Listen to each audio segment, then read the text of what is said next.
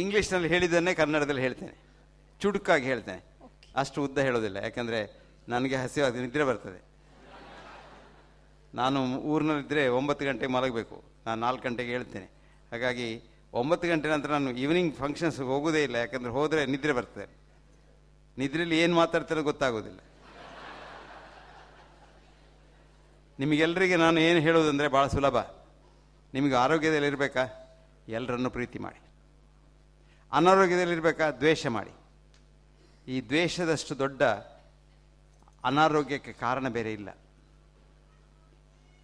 ಅದು ಆ ದ್ವೇಷವೇ ನಿಮ್ಮನ್ನು ಕೊಲ್ಲೋದು, ಆ ನೆಗೆಟಿವ್ ಥಾಟ್ಸೇ ನಿಮ್ಮನ್ನು ಕೊಲ್ಲೋದು. ಮತ್ತು ನೀವು ಸುಮ್ಮನೆ ಇದರಲ್ಲಿ ಕೊಲೆಸ್ಟ್ರಾಲ್ ಉಂಟು, ಇದು ಅಂಬಡೆ ಒಳ್ಳೆಯದಲ್ಲ, ಇದು ಪೂರಿ ಒಳ್ಳೆಯದಲ್ಲ, ಇದು ಸುಮ್ಮನೆ ಒಳ್ಳೆಯದಲ್ಲ ಅಂತ ಹೇಳಿಯೇ ಸಾಯ್ತೀರಿ ನೀವು. ಏನಾಗೋದಿಲ್ಲ. ಕೊಲೆಸ್ಟ್ರಾಲ್ ಉಂಟು. ಪ್ರೆಸಿಡೆಂಟ್ ಒಬಾಮಗೆ ಬೆಳಿಗ್ಗೆ 6 ಮೊಟ್ಟೆಯ ಆಮ್ಲೆಟ್ ಆಗಬೇಕು ಅವನು ಬ್ರೇಕ್ಫಾಸ್ಟಿಗೆ. ಎಷ್ಟು? 6 ಮೊಟ್ಟೆ. ಬಿಳಿಯಲ್ಲ, ಇಡೀ ಮೊಟ್ಟೆ.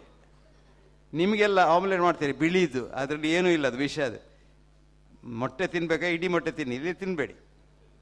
ಹಾಗಾಗಿ ಅದು ಇದು ತಿಂತೇನೆ ಅಂತ ಹೆದರೋದ್ರಿಂದ ನೀವು ಸಾಯ್ತೀರಿ. ಹೆದರಬೇಡಿ, ಏನೂ ತಿನ್ನಿ. ಆದರೆ 2 ವಿಷಯ ಮಾಡಿ. ಒಂದು ಐಲಿಟ್ಸ್ ಕಪ್ಲೆಟ್ ಉಂಟು.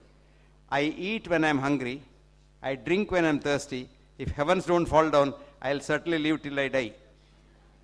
ನಾನು ಹಸಿವಾದರೆ ಊಟ ಮಾಡ್ತೇನೆ, ಬಾಯಾರಿಕೆ ಆದರೆ ಕುಡಿತೇನೆ, ಆಕಾಶ ಕೆಳಗೆ ಬೀಳ್ದಿದ್ರೆ ಸಾಯುವವರೆಗೆ ಬದುಕ್ತೇನೆ ಅಂತ. ಮತ್ತು ಒಂದು ಹೇಳ್ತೇನೆ, ದಿವಸಾಗಲೂ ಬೇಕಿದ್ರೆ ಡಾಕ್ಟ್ರನ್ನ ನೋಡಿ, ದಿವಸಾಗಲೂ ಬೇಕಿದ್ರೆ ಮಾತ್ರೆ ತೆಕ್ಕೊಳ್ಳಿ, ಅಥವಾ ಅದರದ್ದು ವಿಷಯವೇ ಆಲೋಚನೆ ಮಾಡಿ ಚೆಕಪ್ ಎಲ್ಲ ಮಾಡಿಸಿ, 1 ದಿವಸ ಕೂಡ ಹೆಚ್ಚು ಬದುಕುವುದಿಲ್ಲ, ಅದು ಗ್ಯಾರಂಟಿ. ಬರ್ನಾರ್ಡ್ ಶಾ ಭಾಳ ಒಳ್ಳೇದು ಬರೀತಾನೆ ಡಾಕ್ಟರ್ಸ್ ಡಿಲೆಮಾದಲ್ಲಿ. Never try to live here for ever, you will never succeed ಅಂತ. ಆದ್ದರಿಂದ ಇದೆಲ್ಲ ಪ್ರಯತ್ನ ಯಾಕೆ ಅಂದರೆ ಸಾವು ಬೇಡ ಅಂತಲ್ಲ. ನಾನು ಸಾಯುವ ಪೇಷನ್ಸಿಗೆ ಹೇಳೋದು, ಯಾಕೆ ಹೆದರ್ತೀರ? ನೀವು ಭಾಳ ಒಳ್ಳೆಯವರು. ನಿಮಗೇನು, ನೀವು ಸತ್ತ ನಂತರ ಸ್ವರ್ಗಕ್ಕೆ ಹೋಗಬೇಕಲ್ಲ, ಸಾಯೋದಿಲ್ಲ, ಸಾಯಲೇಬೇಕಲ್ವ. ಸೊ ನೀವು ಖಂಡಿತ ಸ್ವರ್ಗ ಹೋಗ್ತೀರ, ಅಷ್ಟು ಒಳ್ಳೆಯವರು ನೀವು. ಯಾಕೆ ಮತ್ತೆ ಹೆದರಿಕೆ? ಅಲ್ಲಿ ಹೋದರೆ ದೇವರೊಟ್ಟಿಗೆ ಕೂತ್ಕೊಳ್ಳೋದು, ಅಲ್ಲಿ ಸ್ವಲ್ಪ ಫುಡ್ ಕಮ್ಮಿ ಅಂದರೆ ದೇವರು ಮತ್ತು ನೀವು ಮಾತ್ರ, ಏನಾದರೂ ಸ್ಯಾಂಡ್ವಿಚ್ ಸಿಗ್ಬೋದು ಅಷ್ಟೇ. ಸಂತೋಷ ಆಯಿತು. ಧರ್ಮ, ಅರ್ಥ, ಕಾಮ, ಮೋಕ್ಷ. ಎಲ್ಲಿಯಾದರೆ ದೇವರ ಲೆಕ್ಕ ಇಡುವುದರಲ್ಲಿ ಅವರ ಚಾರ್ಟರ್ಡ್ ಅಕೌಂಟೆಂಟ್ ಸ್ವಲ್ಪ ತಪ್ಪು ಮಾಡಿದರೆ ನೀವು ನರಕಕ್ಕೂ ಹೋಗ್ಬೋದು. ಏನಂತೆ, ಅಲ್ಲಿ ತುಂಬ ಜನ ಫ್ರೆಂಡ್ಸ್ ಇದ್ದಾರೆ, ಮತ್ತು ಅಲ್ಲಿ ದೇವರು ಅಡಿಗೆಗೆ ತುಂಬ ಭಟ್ರನ್ನೆಲ್ಲ ಮಾಡಿದ್ದಾರೆ, ಒಳ್ಳೆ ಊಟ ಸಿಗ್ತದೆ. ಸೊ ಅಲ್ಲಿಯೂ ಸಂತೋಷ. ಹಾಗಿದ್ರೆ ಸಾಯಬೇಕು ಅಂತಿಲ್ಲ.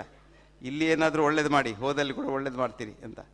ಹಾಗೆ ಹೆದರಿಕೆಯಿಂದಲೇ ಜನ ಸಾಯುವುದು, ಹೆದರಿ ಸಾಯುವುದು. ಕಾಯಿಲೆ ಹೆದರಿಕೆ, ಕಾಯಿಲೆ ಬರ್ತದೆ, ಕಾಯಿಲೆ ಬರ್ತದೆ, ಕಾಯಿಲೆ ಬರ್ತದೆ, ಸ್ವಾಗಲು ಎಣಿಸೋದು. ನನ್ನೊಬ್ಬಳು ನೇಬರ್ ಇದ್ದಾಳೆ, ಪ್ರತಿ ದಿವಸ ಬರೋದು.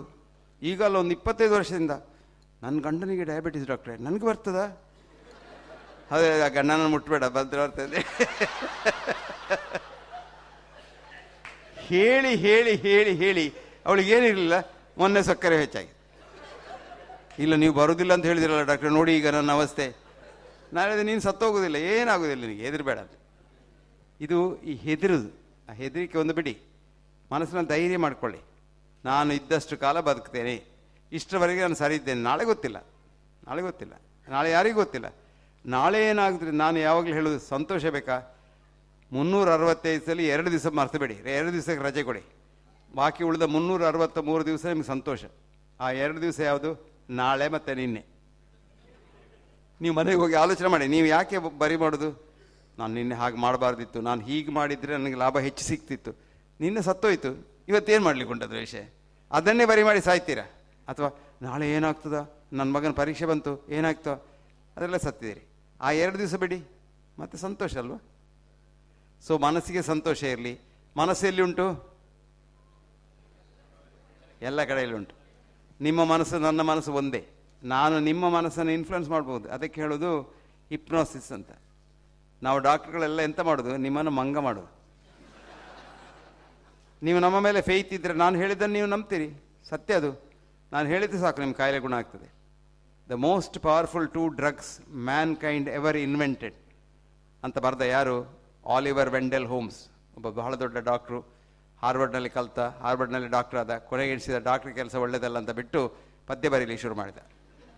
ಅವನು ಒಂದು ಒಳ್ಳೆ ಪದ್ಯ ಹೇಳ್ತಾನೆ, the 2 most powerful drugs mankind has ever invented on this planet are the 2 kind words of a good doctor. Doctor ಒಳ್ಳೆಯವನಾಗಿರ್ಬೇಕು. ನಾನು ಯಾವಾಗಲೂ ನಮ್ಮ ಸ್ಟೂಡೆಂಟ್ಸ್ಗೆ ಹೇಳೋದು, ರಾಜೇಂದ್ರನಿಗೆ ಗೊತ್ತುಂಟು, ನೀನು ಕಲಿತ ನಿನ್ನ ಡಿಗ್ರಿ ಮುಖ್ಯ ಅಲ್ಲ, ನೀನು ಎಂಥ ಮನುಷ್ಯ ಅದು ಮುಖ್ಯ. ನಿನಗೆ ಪ್ರೀತಿ ಇರಬೇಕು, ನಿನಗೆ ಎಂಪತಿ ಇರಬೇಕು, ಸಿಂಪತಿ ಅಲ್ಲ. ಸಿಂಪತಿ ಎಲ್ರಿಗುಂಟು, ಓ ಪಾಪ ಅವನಿಗೆ ಸೀಕು ಅತ್ಲೇ ಹೋದವ ಮರ್ತೈತೆ. ಎಂಪತಿ ಅಂದರೆ ಅವನಿಗೆ ಸೀಕು ಅಂದರೆ ನಿಮಗೆ ಸೀಕು ಬಂದಷ್ಟು ನಿಮಗೆ ಕಷ್ಟ ಆಗಬೇಕು. ಅದಕ್ಕೆ ನೀವೇನಾದರೂ ಮಾಡಬೇಕು. ಅದಕ್ಕೆ ಡಾಕ್ಟ್ರಿಗೆ ಹೇಳೋದು, ಅದನ್ನು ನೀವು ಜೀವನದಲ್ಲಿ ಅಳವಡಿಸಿ. ಎಲ್ಲರನ್ನೂ ಪ್ರೀತಿ ಮಾಡಿ, ಸರ್ವಭೂತ ಪ್ರೀತಿ. ಎಲ್ಲರನ್ನೂ ಅಂದರೆ ಪ್ರಾಣಿ, ಹಕ್ಕಿ, ಎಲ್ರಿಗೂ ಪ್ರೀತಿ ಮಾಡಿ. ಅವುಗಳು ನಮ್ಮ ಹಾಗೆ ಅಲ್ವಾ? ಹಾಗಾಗಿ ಎಲ್ಲರನ್ನೂ ಪ್ರೀತಿ ಮಾಡಿದರೆ ಈ ಲೋಕದಲ್ಲಿ ಮನುಷ್ಯನಿಗೆ ಏನೂ ಕಷ್ಟ ಇಲ್ಲ.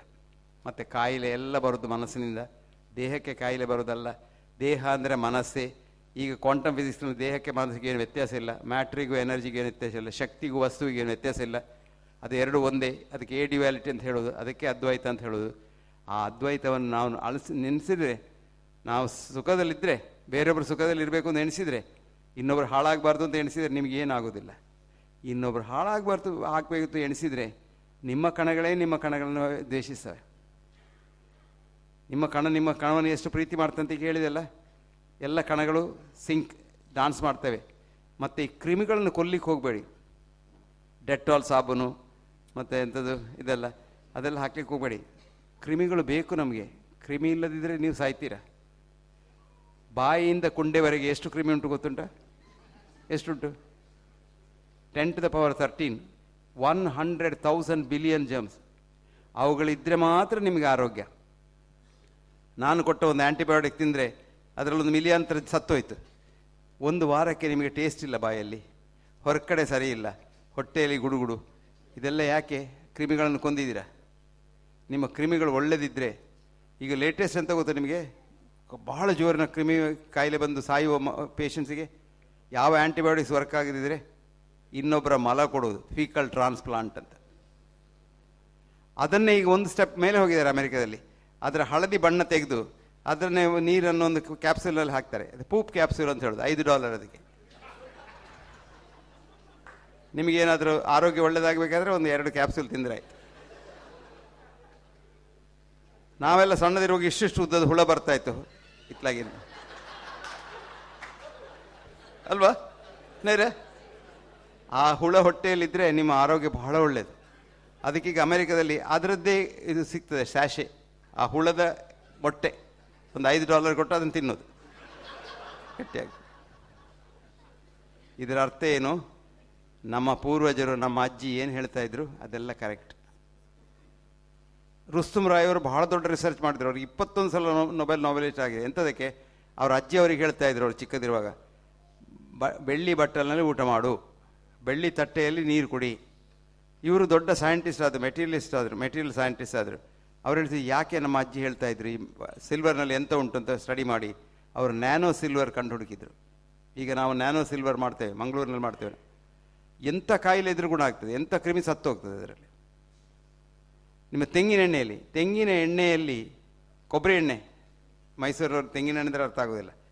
ಕೊಬ್ಬರಿ ಎಣ್ಣೆಯಲ್ಲಿ ಎಷ್ಟು ಶಕ್ತಿ ಉಂಟು ಅಂದರೆ, ನೀವು ಮನೆಯಲ್ಲಿ ನೊಣ ಎಲ್ಲ ಇದ್ದರೆ ನಿಮ್ಮ ಊಟ ಮಾಡೋ ಮೇಜಿಗೆ ತೆಂಗಿನ ಎಣ್ಣೆಯಲ್ಲಿ ಒರೆಸಿಬಿಡಿ.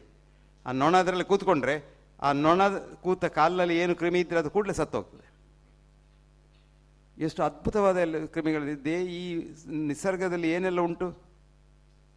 ನೀವು ನಿಮ್ಮ ಮನೆಯ ನಾಯಿಯನ್ನು, ಬೆಕ್ಕನ್ನು ನೋಡಿ, ಅದು ಹೊಟ್ಟೆ ನೋವಾದರೆ ಅದು BMI ಗಿಡ ಅಂತ ಮಂಗನ ಹತ್ರ ಹೋಗೋದಿಲ್ಲ, ಅದು ತೋಟಕ್ಕೆ ಹೋಗ್ತದೆ. ನಾನು ಎಷ್ಟೋ ನಾಯಿಗಳನ್ನು ನೋಡ್ತೇನೆ ವಾಕಿಂಗ್ ಹೋಗುವಾಗ. ಹುಲ್ಲು ತಿನ್ನೋದು, ನಾಯಿ ಹುಲ್ಲು ತಿನ್ನೋದು ಕೇಳಿದ್ದೀರಾ? ಹುಲ್ಲು ತಿಂದು ಹುಡುಕ್ತದೆ. ಅದಕ್ಕದು ಗೊತ್ತುಂಟು, ಅದಕ್ಕೆ ಇಂಟ್ಯೂಷನ್ ಉಂಟು. ನಮಗೂ ಇತ್ತು, ಶಾಲೆಗೆ ಹೋಗಿ ಅದೆಲ್ಲ ಸತ್ತೋಯ್ತು. ಶಾಲೆಗೆ ಹೋಗೋ ಮೊದಲು ನಿಮಗೂ ಗೊತ್ತಿತ್ತು ಹೊಟ್ಟೆ ನೋವಾದರೆ ಯಾವ ಹುಲ್ಲು ತಿನ್ನೋದು ಅಂತ. ಅದನ್ನು ಮನೆಯಲ್ಲಿ ಹೇಳಿಕೊಟ್ರು ಸರಿ ಮಾಡಲಿಲ್ಲ, ಯಾರು ಮಾಡಲಿಲ್ಲ. ಹಾಗಾಗಿ ನಿಸರ್ಗದಲ್ಲಿ ಎಲ್ಲ ಉಂಟು. ನಮ್ಮನ್ನೆಲ್ಲ ಮಾಡಿದ್ದು ಡಾಕ್ಟ್ರ್ ಇರ್ತಾರೆ ಅಂತಲ್ಲ, ಅಥವಾ ಬೈಪಾಸ್ ಸರ್ಜರಿ ಇರ್ತಾರೆ ಅಂತಲ್ಲ.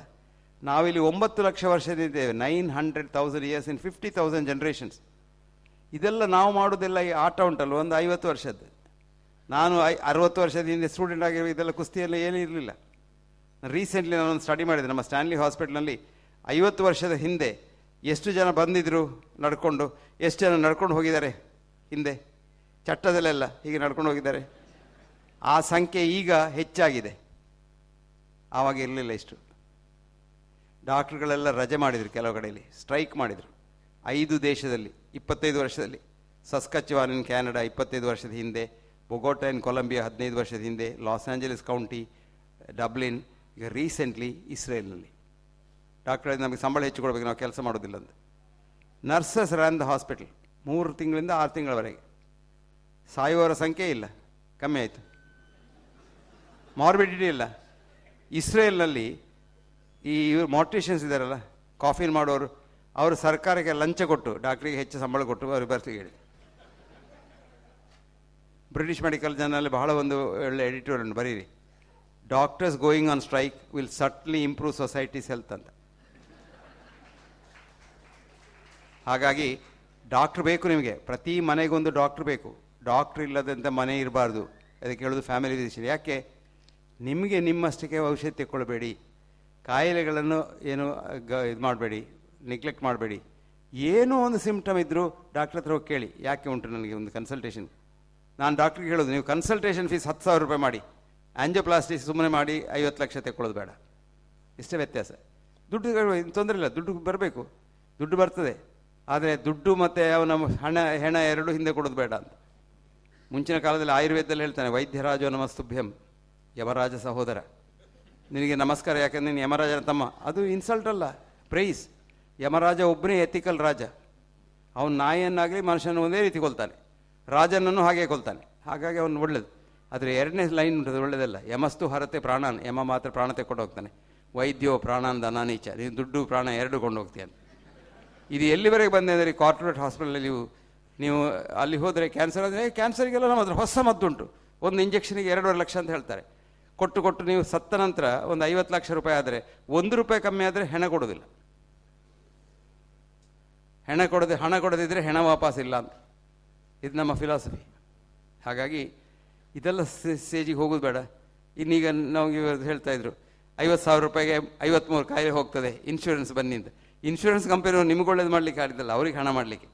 ಇದೆಲ್ಲ ಹೇಳಿ ನಿಮಗೆ ಮತ್ತೆ ನೀವು ಅಲ್ಲಿ ನಿಜವಾಗಿ ಬರುವಾಗ ಕಾರ್ ಇನ್ಶೂರೆನ್ಸ್ ಮಾಡ್ತೇವೆ ಅಲ್ವಾ. ನಾನು ಮೊನ್ನೆ ನನ್ನ ಕಾರಿಗೆ ಒಂದು ದನ ಬಂದು ಹೊಡೀತು.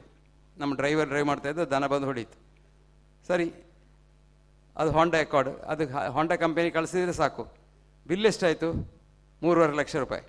ಇನ್ಶೂರೆನ್ಸ್ನವ್ರು ಎಷ್ಟು ಕೊಟ್ಟರು? 26,000 ರೂಪಾಯಿ.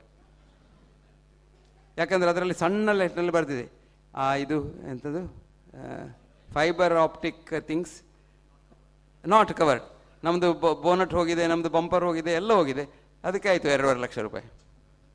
ಅದು ಕವರ್ ಇಲ್ಲ. ಎಂಥದೊಂದು ಇಂಜಿನ್ದು ಪಾರ್ಟ್ ಹೋಗಿದೆ ಅಂತ ಅದಕ್ಕೆ ಕೊಡ್ತಾರೆ ಅವರು 26,000 ರೂಪಾಯಿ. ಇನ್ಶೂರೆನ್ಸ್ ಕಂಪನಿಯವರು ನಮ್ಗೆ ಒಳ್ಳೇದು ಮಾಡೋದಲ್ಲ. ಅಮೇರಿಕಾದಲ್ಲಿ ಈಗ HMOs ಇನ್ಶೂರೆನ್ಸ್ ಕಂಪನೀಸ್ ದಿವಸಕ್ಕೊಂದೊಂದು ಸಾಯ್ತಾ ಉಂಟು. ಯಾಕಂದರೆ ನಿಜವಾಗಿ ನಿಮ್ಮ ಕಾಯಿಲೆ ಬಂದಾಗ ಅವ್ರು ದುಡ್ಡು ಕೊಟ್ಟರೆ ಈಗಿನ ರೇಟ್ನಲ್ಲಿ ಅವ್ರ ಕಂಪನಿ ಮೆಚ್ಚಬೇಕು. ಹಾಗಾಗಿ ಇದೆಲ್ಲ ಸುಳ್ಳು. ನಮ್ಮನ್ನು ನಾವು ಪ್ರೀತಿಯಲ್ಲಿ ಇಟ್ಟುಕೊಳ್ಳುವ, ಒಬ್ಬರನ್ನೊಬ್ಬರು ಪ್ರೀತಿ ಮಾಡುವ, ಕಾಯಿಲೆ ಬರುವುದಿಲ್ಲ, ದ್ವೇಷ ಬೇಡ, ಎಲ್ಲರೂ ಫ್ರೆಂಡ್ಸ್ ಆಗುವ. ಆಪ್ತೋಪಸೇವಿ ಭವೇತ್ ಆರೋಗ್ಯಂ, ಎಲ್ಲರೂ ನಮ್ಮ ಸಂಬಂಧ. ಆಚಾರ್ಯರು ನಮ್ಮ ಸಂಬಂಧ, ಅಮ್ಮನೂ ಸಂಬಂಧ, ರಾಮ್ಕಿ ಸಂಬಂಧ, ರಾಜೇಂದ್ರ ಸಂಬಂಧ, ನಮ್ಮ ಕ್ಯಾಪ್ಟನ್ ಗಣೇಶ್ ಕಾರ್ಣಿಕನ ಅಣ್ಣ ಕೂಡ ನಮ್ಮ ಸಂಬಂಧ. ಏನು ವ್ಯತ್ಯಾಸ? ಬ್ರಾಹ್ಮಣ ಬೇರೆ ಶೂದ್ರ ಬೇರೆ ಅಂತಿಲ್ಲ, ಎಲ್ಲರೂ ಒಂದೇ. ಜನ್ಮದಿಂದ ಏನಾಗೋದು? ಪ್ರಾಣಿ. ಜನ್ಮನೇ ಜಾಯತೆ ಜಂತು, ಕರ್ಮಣೇ ಜಾಯತೆ ದ್ವಿಜಃ. ಒಳ್ಳೆ ಕೆಲಸ ಮಾಡಿದ್ರೆ ಬ್ರಾಹ್ಮಣ ಆಗ್ತೀರ ಅಷ್ಟೇ, ಒಳ್ಳೆ ಕೆಲಸ ಮಾಡದಿದ್ರೆ ನೀವು ಶೂದ್ರನೇ. ಹಾಗಾಗಿ ನಾವೆಲ್ಲರನ್ನು ಪ್ರೀತಿ ಮಾಡುವ, ಮೇಲೆ ಕೆಳೆ ಅಂತ ಬೇಡ. ಮತ್ತು ಅವನು ದೊಡ್ಡವನು, ಅವನಿಗೆ ದೊಡ್ಡ ನಮಸ್ಕಾರ, ನಾನು ಸಣ್ಣವನು, ನಿನಗೆ ಸಣ್ಣ ನಮಸ್ಕಾರ ಇಲ್ಲ, ಎಲ್ರಿಗೂ ಒಂದೇ ನಮಸ್ಕಾರ. ಪ್ರೀತಿ ಬೇಕು. ಹಾಗಾಗಿ ಆರೋಗ್ಯದಲ್ಲಿರಬೇಕಾದ್ರೆ ಪ್ರೀತಿ ಮಾಡಿ. ಕಾಯಿಲೆ ಬರೋದು ಮನಸ್ಸಿನಲ್ಲಿ, ದೇಹದಲ್ಲೆಲ್ಲ. ದೇಹವನ್ನು ಚೆಕ್ ಮಾಡಬೇಡಿ, ಮನಸ್ಸನ್ನು ಚೆಕ್ ಮಾಡಿ. ಆದರೆ ನಮ್ಮ ಹತ್ರ ಈಗ ಮನಸ್ಕೋಪ್ ಇಲ್ಲ, ಮೈಂಡೋಸ್ಕೋಪ್ ಇಲ್ಲ, ಎಲ್ಲ ಸ್ಕೋಪ್ ಉಂಟು. ರಾಜೇಂದ್ರ ಹತ್ರ ಹೋದರೆ ಅವನು ಹೊಟ್ಟೆ ಒಳಗೆ ಹಾಕ್ತಾನೆ. ಈಗ ಅವರು 2 ಜನ ಹೋಗ್ತಾರೆ, ಒಬ್ಬ ಬಾಯಿಯಿಂದ ಒಬ್ಬ ಕೊಂಡೆಯಿಂದ, ಮತ್ತು ನಡುವಿನಲ್ಲಿ ಬಂದು ಹಾಯ್ ಅಂತ ಹೇಳಿ ಬರ್ತಾರೆ. ಈಗ ಒಬ್ಬರೊಬ್ರು ಹೋಗೋದಿಲ್ಲ, 2 ಗ್ಯಾಸ್ಟ್ರೋಎಂಟ್ರಾಲಜಿ ಒಟ್ಟಿಗೆ ಹೋಗೋದು. ಸೊ ಇದೆಲ್ಲ ಬೇಡ, ಮೈಂಡೋಸ್ಕೋಪಿ ಬೇಕು. ಪೇಷಂಟ್ನ ಮನಸ್ಸನ್ನು ತಿಳ್ಕೊಳ್ಬೇಕು, ಅಂಥ ಶಕ್ತಿ ಡಾಕ್ಟ್ರಿಗೆ ಇರಬೇಕು. ಕಾಯಿಲೆ ಏನು ಅಂತ ಅವನೇ ಹೇಳ್ತಾನೆ. ಕೊನೆಗೊಂದು ಮಾತು ಹೇಳ್ತೇನೆ ನಿಮಗೆ. ನಮ್ಮ ದೊಡ್ಡ ಡಾಕ್ಟ್ರ್ ಇದ್ದರು, ಅವ್ರು ಹೇಳಿದರು, if you listen to your patient long enough, he will tell you what is wrong with him. ಇವತ್ತು ಯಾರು ಡಾಕ್ಟ್ರಿಗೆ ಮಾತಾಡ್ಲಿಕ್ಕೆ ಪುರ್ಸೋತುಂಟು? ಅವ್ರ ಹೆಸರು ಲಾರ್ಡ್ ಪ್ಲಾಟ್ ಅಂತ. ಅವರು ದೊಡ್ಡ ಯೂನಿವರ್ಸಿಟಿ ಕಾಲೇಜ್ ಹಾಸ್ಪಿಟಲ್ನಲ್ಲಿ ಪ್ರೊಫೆಸರ್ ಮೆಡಿಸಿನ್ ಆಗಿದ್ದರು, ಭಾಳ ದೊಡ್ಡ ಜನ ಅವರು. ಅವರು ಸಾಯುವ ಮೊದಲೊಂದು ಆರ್ಟಿಕಲ್ ಬರೆದಾರೆ, how to avoid modern medicine ಅಂತ. ಇದರೆಲ್ಲ ಈ ಉಪದ್ರ ಇಲ್ಲದೆ ಹೇಗೆ ಬದುಕುವುದು ಅಂತ ಒಳ್ಳೆ ಆರ್ಟಿಕಲ್ ನೀವು ಓದಿ. ಲಾರ್ಡ್ ಪ್ಲಾಟ್ ಅಂತ ಅವರ ಹೆಸರು, PLATT, how to avoid modern medicine. ಅದು ಬಹಳ ಹಿಂದೆ ಬರೆದದ್ದು, ಸಿಗ್ತದೆ ಇಲ್ಲೋ ಇಂಟರ್ನೆಟ್ನಲ್ಲಿ ಗೊತ್ತಿಲ್ಲ, ಸಿಗ್ಬೋದು. ಹಾಗಾಗಿ ನಿಮಗೆಲ್ಲ ನಮಸ್ಕಾರ. ನೀವು ತುಂಬ ಪ್ರೀತಿ ಮಾಡಿದ್ದೀರಾ, ನಾನು ನಿಮ್ಮನ್ನೆಲ್ಲ ಪ್ರೀತಿ ಮಾಡ್ತೇನೆ. ನಮಸ್ಕಾರ.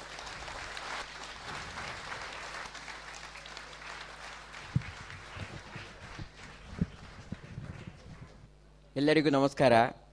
ಒಂದೇ ಒಂದು ವಿಷಯವನ್ನು ನಾನು ಹೇಳಲಿಕ್ಕೆ ಬಯಸ್ತೇನೆ. ಯಾಕೆಂದರೆ ಡಾಕ್ಟರ್ BM ಹೆಗ್ಡೆಯವರ ಈ ಮಾತುಗಳು ನಮ್ಮ ಆರಾಧ್ಯ ದೈವವಾದ ಹನುಮಾನ ದೇವರಿಗೆ ಎಷ್ಟು ಇಷ್ಟ ಆಗಿದೆ ಅಂದರೆ, ಅವರ ಹೂ ತೆಗೆದಿಟ್ಟಿದ್ದಾರೆ, ಅವರಿಗೆ ಹಾಕಲಿಕ್ಕೆ ಕೆಳಗೆ ಹಾಕಿದ್ದಾರೆ, ಅವರಿಗೆ ಹಾಕಬೇಕು ಅಂತ ನಾನು ಹಾಕ್ತಾ ಇದ್ದೇನೆ.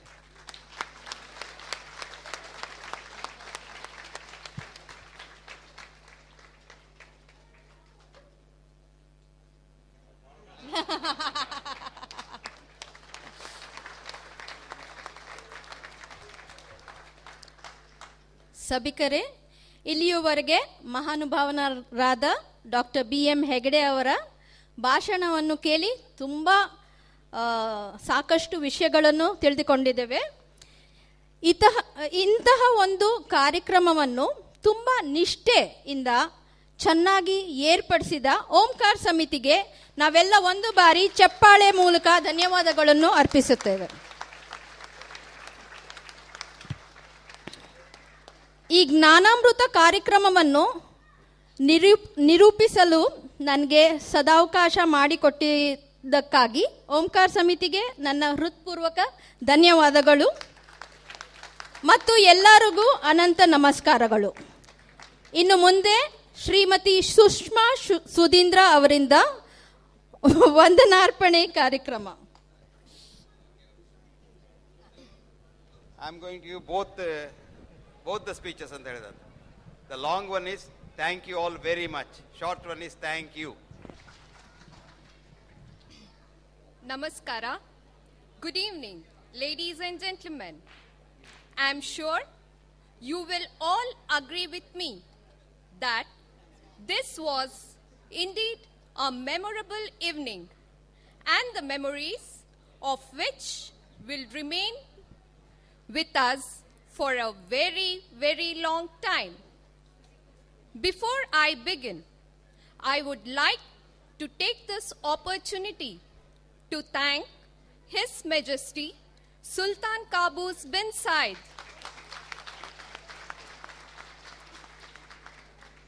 and the people of Oman on behalf of the Omkar Samiti, Muscat, for allowing us to hold this amazing program.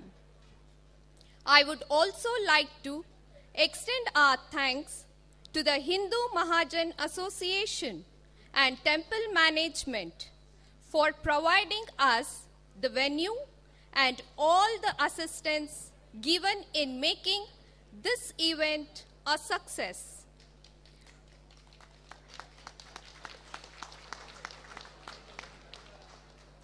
Respected Padma Bhushana Dr. BM Hegde sir, our distinguished guests, ladies and gentlemen, I am honored to have been given the privilege of proposing a vote of thanks on this occasion. Sir, your very presence today at this program, despite your busy schedule, has made this evening a truly inspiring and memorable one. It is with the same inspiration I, on behalf of Omkar Samiti Muscat, would like to extend our very hearty vote of thanks for gracing this occasion. I would also like to express my gratitude and thanks to all of you who have helped directly and indirectly in making this program a success. A warm thank you to Mrs. Lakshmi Ravishankar for anchoring the event. And finally, a big thank you to all you wonderful audience for making time and being here. And we look forward to your similar support for future programs. Thank you